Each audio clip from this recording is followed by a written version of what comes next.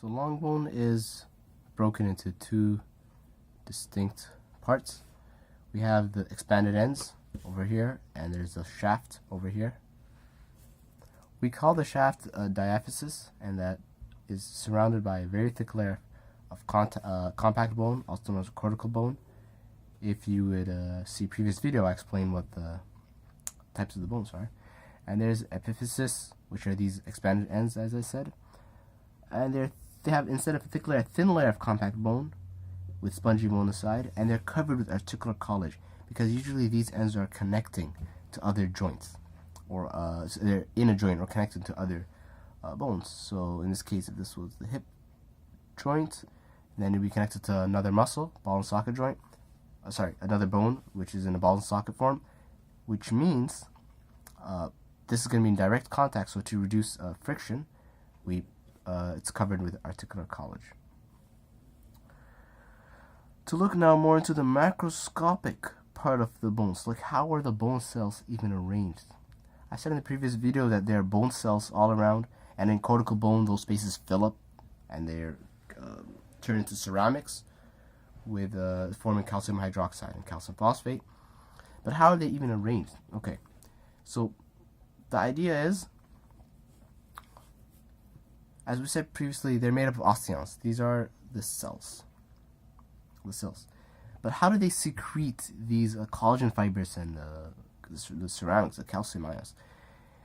It's known as a haversian system, which are basically, this is just one part of the cell.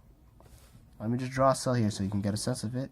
If this is the bone, and this outer part is the cortical bone, this is a spongy bone,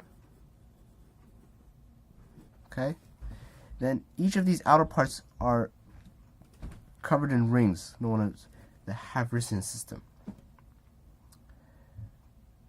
Each of these circles over here has a canal in the middle, which has blood vessels, lymphatic nodes, and other vessels in it that connect to the osteons inside these systems. So we call that the central canal. They are surrounded by overlapping tubes. If you can see over here, these are like wraps. They're literally wrapped around by what's called the lamella. And lamella, if I will draw a sheet over here, this is like a sheet of lamella with collagen fibers going in one direction, all parallel. And these collagen fibers form a sheet of the lamella, and this is wrapped around. Many of these are wrapped around to form a complete haversian system, which is the case over here. Let me just focus it 1 second. Okay. It's important to know that these collagen fibers are actually, each layer is actually opposite of each other. So if this would be the first layer, then the second layer would be something like this. They would go in opposite directions. And we're going to see later on that this improves the twisting capabilities. If you were to apply a twist to the bone, this inverse system where you keep alternating between the different directions will allow it to resist more twisting force than if they were all in the same direction. That's stated over here. And then we have what's called Volkmann's canal, which runs perpendicular to this haversian system,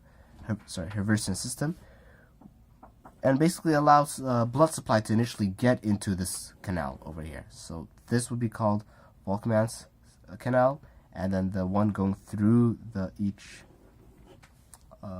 haversian system would be known as haversian canal or the central canal. Between osteons, which are these circular structures, there are other lamella. So it's filled in, but because of circular nature, you cannot fill in all of them. Otherwise, the shape would have been deformed into a non-spherical. So what happens is it remains spherical, and then in these spherical layers, there's another layer of lamella called interstitial lamella, which wraps around these osteons.